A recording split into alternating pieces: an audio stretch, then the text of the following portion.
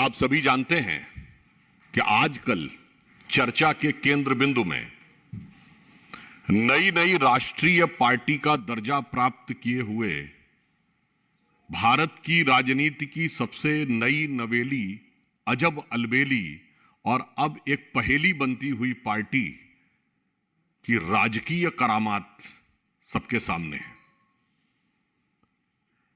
यह वो पार्टी है जो ये दावा करती थी कि उसने सत्ता में आने का रास्ता सबसे जल्दी तय किया। अपनी स्थापना के चंद महीनों में या चंद हफ्तों में ही उन्हें राज करने का मौका मिल गया। परंतु एक कहावत होती है कि राज योग जब आता है तो अक्सर उसके साथ राज रोग आता है। परंतु आम आदमी पार्टी के संदर्भ में यह राज रोग कितनी जल्दी, कितना संक्रामक हो जाएगा, यह शायद दिल्ली और देश की जनता की समझ से बाहर था। आज वह राजरोग उनकी सरकार, सरकारों के विभाग, पार्टी, संगठन से होता हुआ घर के अंदर तक पहुंच गया। मैं मानता हूं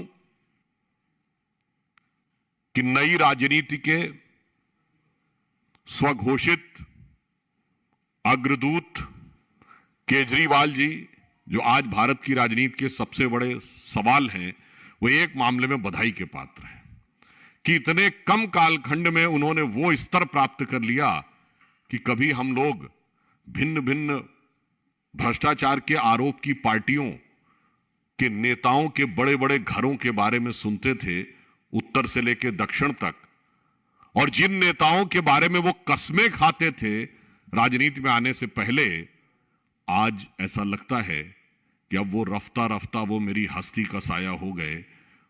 वो राजनीतिक दल के नेता कहते होंगे कि हां भाई, अब आप हमारी लीग में शामिल हो गए। आज दिल्ली स्तब्ध है। मैं सिर्फ 2-3 तकनीकी बिंदुओं की तरफ भी आपका ध्यान आकृष्ट करना चाहूंगा। यह वही पार्टी है जिसने कॉमनवेल्थ घोटाले के समय कहा था कि 200 रुपए की चेयर मिलती थी और 8,000 रुपए में खरीदी गई थी, यानी 40 गुना। और वह आज 2,000 रुपए में मिलने वाली कालीन 20 लाख रुपए में खरीद रहे हैं, यानी 1,000 गुना। दूसरा एक टेक्निकल पॉइंट यह है कि दिल्ली सरकार का एक जनरल फाइनेंशियल रूल 2019 है, जो ये सीमा निर्धारित करता है कि 10 करोड़ रुपए से अथवा 10 करोड़ या इससे ऊपर का कोई भी एक्सपेंडिचर होगा तो वो एलजी के पास जाएगा। 10 करोड़ तक के एक्सपेंडिचर है, 10 करोड़ से नीचे तक के एक्सपेंडिचर की व्यय करने की जो शक्ति है वो विभागाध्यक्ष यानी हेड ऑफ द डिपार्टमेंट के पास रहेगी, यानी डिपार्टमेंटल मिनिस्टर के पास रहेगी। अब आप देखिए, इस बंगला बने न्यारा के भिन्न भिन्न चरणों में 9-9 करोड़ से ऊपर के कई एक्सपेंडिचर्स हुए हैं जो अलग अलग हेड में किए गए हैं। मतलब 1 सितंबर सन 2020 को 8 करोड़ रुपए का, 22 जनवरी 2021 को 9.09 करोड़ रुपए का, 29 जून 2022 को 9.34 करोड़ रुपए का। यहां तक तो फिर भी कारीगरी समझ में आती है, मगर साहब इसमें एक एक्सपेंडिचर है for chief ministers camp office as residence. वो जानते हैं कितने का है? 9 करोड़ 99 लाख रुपए का। अब हम यह सवाल पूछना चाहते हैं कि 9 करोड़ 99 लाख रुपए के इतने सटीक कैलकुलेशन की क्षमता आपको कहां से हासिल हुई कि सीधे बिल्कुल उसी बॉर्डर लाइन पर रहे जहां आपको शायद टेंडर की भी जरूरत ना पड़े और अपने मन मुताबिक कर सके। और मजे की बात है, इसके लिए कंसल्टेंट भी अपॉइंट किया गया है। मतलब आपने कभी सोचा है कि घर की साज सज्जा के लिए कंसल्टेंट अपॉइंट किया गया है जिसको 1 करोड़ रुपए दिए गए। अब वैसे कंसल्टेंट कौन है यह भी उनको खुलासा करना चाहिए कि आम आदमियों के बीच में कोई अपना आदमी तो नहीं है। उस कंसल्टेंसी में। मगर आप सोचिए, मुझे लगता है कि उस कंसल्टेंट ने भी बड़ी मतलब दक्षता का परिचय दिया है कि 9,99,00,000 रुपए का उसने कैलकुलेशन करके बता दिया कि यह किया जा सकता है। यह साफ साफ आम आदमी पार्टी के भ्रष्टाचार के मुखौटे को बेनकाब करता। और मैं याद दिलाना चाहता हूं, ये वही पार्टी ने जो 20,000 रुपए की चाय पिलवाया करती थी। वो जानते हैं वो भी 20,000 रुपए क्यों था? उस समय यह नियम था कि 20,000 रुपए तक का कैश यदि कोई पार्टी को डोनेशन में देता है तो उसका नाम पता बताने की जरूरत नहीं है। जो मोदी जी के नेतृत्व की हमारी सरकार ने राजनीति में पारदर्शिता लाने की प्रतिबद्धता के चलते घटाकर 2,000 कर दिया है। इसीलिए 20,000 की चाय पिलाते थे। और सुनिए, 20,000 में चाय नहीं, खाना भी नहीं खिलाते थे, चाय पिलाते थे। क्योंकि खाने में तो फिर भी हिसाब देना जब मुश्किल होगा कि 5,000 ने खाया कि 10,000 ने खाया। चाय तो बहुत आसान है। यह चरित्र तब भी ये था और आज भी है। तीसरी बात उनकी तरफ से यह बचाव में कही गई कि पीडब्ल्यूडी ने यह किया है और पीडब्ल्यूडी का अपना नियम और व्यवस्था है। तो हम सिर्फ यह पूछना चाहते हैं कि पीडब्ल्यूडी की, जहां तक हम लोगों की जानकारी है, एस्टैब्लिश गाइडलाइंस के अनुसार जो फ्लोरिंग होती है या तो वुडन फ्लोरिंग होती है या जो एक नॉर्मल इंडियन मार्बल अवेलेबल होता है वो होती है। अब वो दिल्ली सरकार का वह रूल या क्लॉज कोट करके बताएं जिसमें पीडब्ल्यूडी को इंपोर्टेड सुपर एक्सक्लूसिव मार्बल लगाने का अधिकार था और बगैर इनकी अनुमति के किया गया था। यानी हम ये कह सकते हैं कि ये 3 बिंदु, फाइनेंशियल रूल का पालन नहीं करना, 1,000 गुना कीमत की कालीन लेना, 1 करोड़ रुपए का कंसल्टेंट और 9,99,00,000 रुपए की कैलकुलेशन, इसका उन्हें जवाब देना चाहिए। मजाक में कभी कभी कहा जाता था ना, अरे साहब जब नवाब साहब का महल बनेगा ना तो अरे छोटा मोटा काम करने वाले भी लखपति हो जाएंगे। आज तो लगता है कि अगर 1 करोड़ का पर्दा है, करोड़ों की टाइल्स है, तो टाइल्स लगाने वाले भी करोड़पति हो गए, पर्दे वाले भी करोड़पति हो गए, पंखे भी लाखों के लग गए। ये मान्यवर, ये कौन सी हवा आपको लगी कि लाखों रुपए के पंखे की ही हवा आपको चाहिए थी? और ये कौन सा पर्दा था 1 करोड़ रुपए के? ये कौन से पर्दे को छुपाना चाहते थे?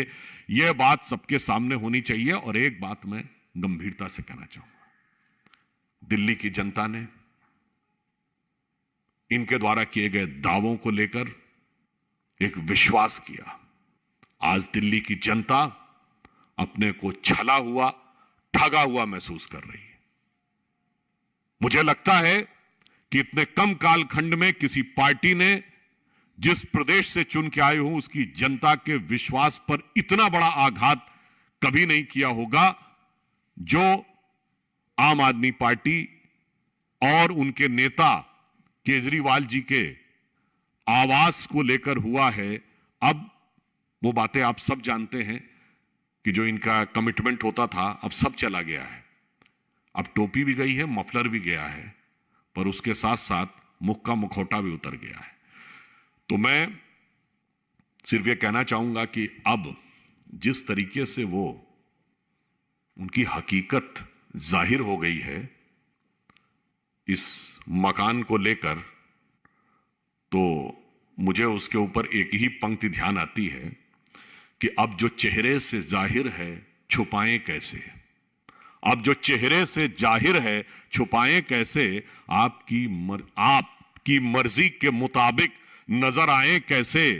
घर सजाने का तसव्वुर हुआ अब बात की बात, अब तो मुश्किल है कि घर की हकीकत को छुपाएं कैसे।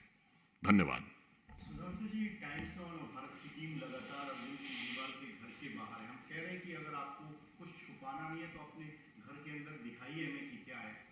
लेकिन सवाल इम्पोर्टेंट ये है कि क्या आपको लगता है कि पहले ये नैतिकता का मामला था, अब इसमें भ्रष्टाचार का मामला भी है, क्योंकि जो टेंडर किए गए वो जानबूझकर 10 करोड़ के नीचे। देखिए, ये बिल्कुल स्पष्ट रूप से ब्लेटेंट करप्शन का मामला है।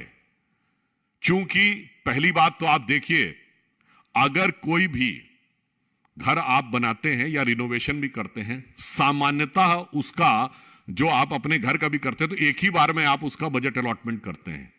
ये टुकड़ों टुकड़ों में होना, हमेशा अलग अलग हेड्स में करना ताकि वो 10 करोड़ के नीचे रहे, ये अपने आप में भ्रष्टाचार को लेकर गहरा संदेह व्यक्त करता है। ऐसा कैसे हो सकता है कि साहब बाथरूम की फिटिंग्स के लिए अलग रहेगा, फिर जो कालीन के लिए अलग रहेगा और पर्दे के लिए अलग रहेगा?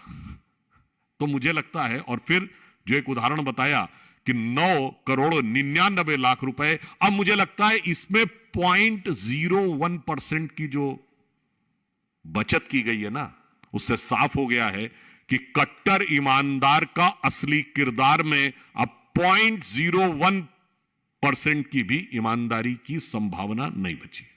Subhanshu, we know for a fact that now after the investigation by the Times Network, we have seen that now Aam Aadmi Party is not speaking on this particular issue. The only difference that has come up is that they said that the the roof was falling off, and that is why they had to reconstruct it. They had to do the renovation. But we had what with the Delhi Urban Arts Commission. They basically stated when the first proposal came to us in 2020, it was clear case of reconstruction.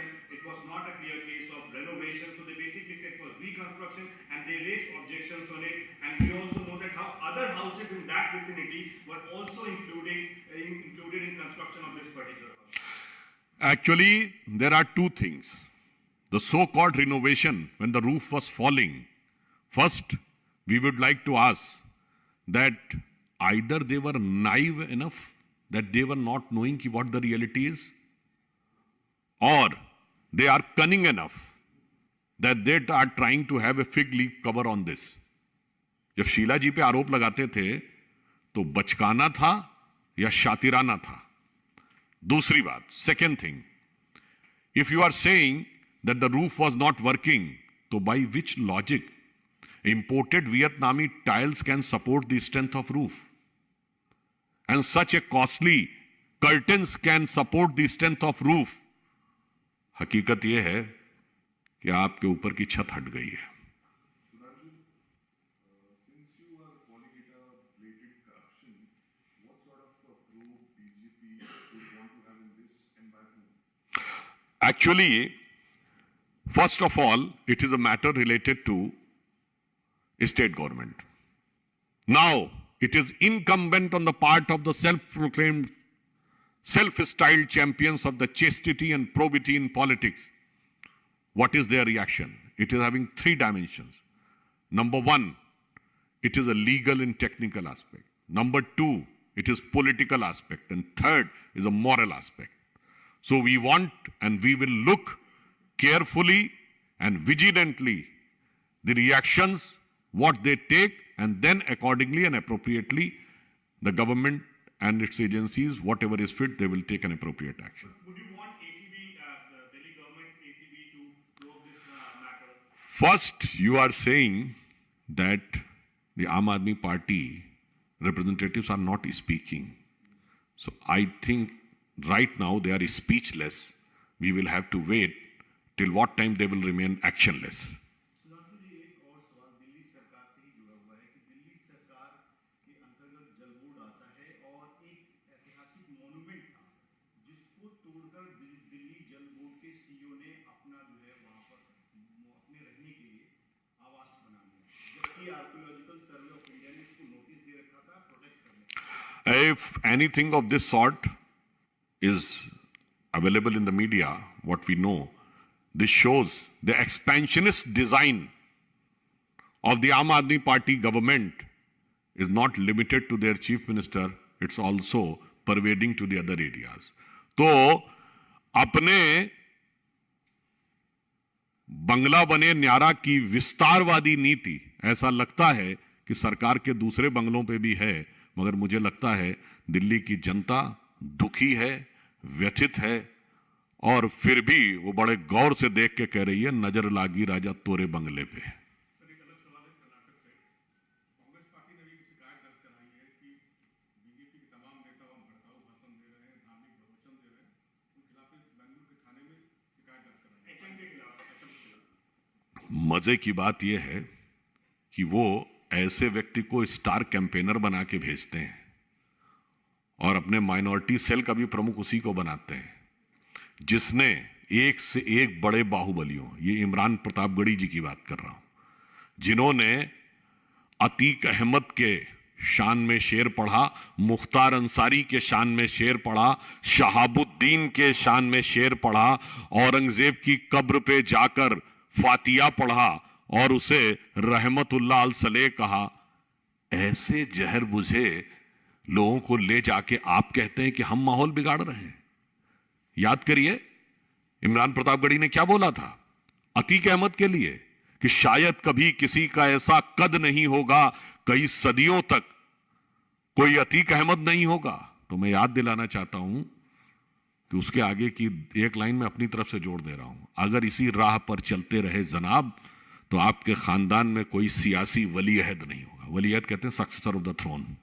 तो इसलिए वो अपनी गति दुर्गति को स्वतः प्राप्त हो रहे हैं। धन्यवाद।